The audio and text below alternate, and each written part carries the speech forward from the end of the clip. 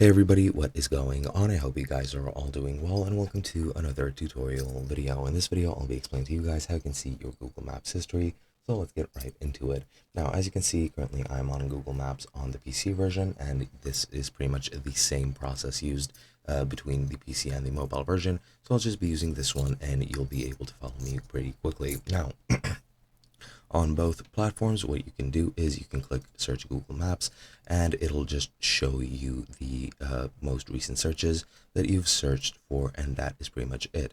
Other than that, you can go into recents and that's going to show you a list of all the recent locations you've selected, and it'll show you across the entire map, or zoom out just enough so that you can see all of them in one screen. Now, other than that, what you can do is you can check your timeline, and to make sure your timeline is on, you're going to need to go into the menu, go into your data and maps, and then you're going to scroll down until you see timeline. Make sure that this doesn't say paused or off. Make sure it says on, and then you can go into your timeline and search through your timeline of your searches on Google Maps. And that is pretty much all there is to it. That's really all there is to mention. Pretty much the same process applies as I've mentioned between the mobile and the web version. Hope you guys enjoyed, and I'll be seeing you guys in another video.